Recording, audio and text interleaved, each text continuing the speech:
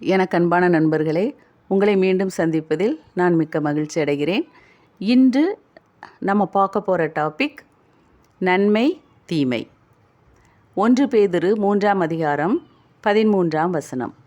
நீங்கள் நன்மையை பின்பற்றுகிறவர்களானால் உங்களுக்கு தீமை செய்கிறவன் யார்? இந்த வசனத்தை வாசித்த உடனே எனக்கு அப்படியே கொஞ்சம்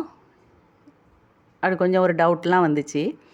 நன்மை செய்துக்கிட்டே இருந்தால் தீமையே வராதா? அப்போ நம்ம வாழ்க்கையில் எவ்வளவோ நன்மை செய்கிறோம், இருந்தாலும் தீமைங்கிறது நமக்கு வரதான் செய்யுது. அப்போ உங்களுக்கு தீமை செய்கிறவன் யார் அப்படின்னு ஆண்டவர் கேட்டிருக்காரு. இது எப்படி அப்படின்னு சொல்லி அப்படி யோசிச்சுக்கிட்டே இருந்தேன்.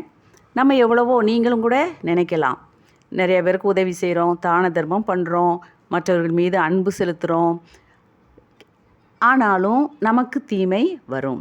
சிலவங்களுக்கு நல்ல உதவி பண்ணியிருப்போம், ஆனால் அவங்களே அதுக்கு நன்றி மறந்த மாதிரி நம்மக்கிட்ட நடந்துக்கிடுவாங்க.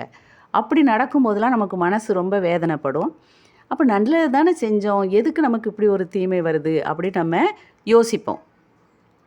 அப்போ தீமையை செய்து தீமை வந்தால் அது பாவத்தினுடைய பலன். அதை அனுபவித்து தான் நம்ம ஆக வேண்டும். இல்லை, நம்ம ஒரு தீமை செஞ்சுருக்கோம், அதனால் ஒரு தீமை வந்திருக்கு நமக்கு அப்படின்னா அதை மனந்திருந்தி மன்னிப்பு கேட்டால் ஓரளவு அந்த பாவத்தோட பலன் குறையுமே தவிர அந்த பலனை நம்ம கொஞ்சமாவது அனுபவிக்க தான் கடவுள் அனுமதிப்பார். அப்படி இருக்கும்போது நன்மை செய்தும் தீமையை அனுபவித்தா அது என்ன, எப்படி அது ஒரு நியாயமாகுமா அப்படின்னு சொல்லி யோசிக்கும்போது இதுக்கு விடை கண்டிப்பாக பைபிளில் இருக்க தான் செய்யும் அப்படின்னு நினச்சி நான் அப்படி பைபிளை புரட்டும்போது ரொம்பையும் புரட்டலை, அதுக்கு அடுத்த வசனத்திலேயே ஆண்டவர் அதை தெளிவாக்கியிருக்காரு நமக்கு. பாருங்கள், 14ஆம் வசனத்தில், நீதியின் மித்தமாக நீங்கள் பாடுபட்டால் பாக்கியவான்களாயிருப்பீர்கள். நீதியின் மித்தமாக பாடுபட்டால், அதாவது நன்மை செய்தும் நமக்கு தீமை அதனால் நம்ம பாடு அனுபவித்தா கண்டிப்பாக நம்ம பாக்கியவான்களாக இருப்போம். அது எந்த மாதிரி அப்படி பாக்கியவான்களாக ஆகுவோம் அப்படின்னு பாருங்கள். நம்ம நல்லது செய்கிறோம், நமக்கு தீமை வருது, சரி ஏதோ கடவுள் இதுவும் ஒரு நல்லதுக்கானதான் நம்மளை வச்சுருப்பாரு அப்படின்னு சொல்லி ஒரு பொறுமை, ஒரு அனுபவம் நமக்கு கிடைக்கிது. அப்போ அந்த பொறுமைங்கிற ஒரு நல்ல குணம் நம்மளுக்கு வருது. இப்படி ஒவ்வொரு நன்மை செய்து தீமை அனுபவிக்கும் போதும் நமக்குள்ள ஒரு நல்ல குணங்கள் வளர்ந்து வளர்ந்து வளர்ந்து நம்ம கடவுளுடைய பிள்ளைகளாக மாறுறோம்.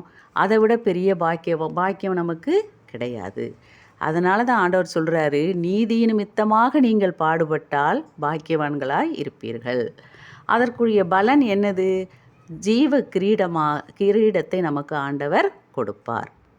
அதனால் நன்மை செய்வதில் நாம் சோர்ந்து போகாமல் மேலும் மேலும் நன்மைகளை செய்வோம்.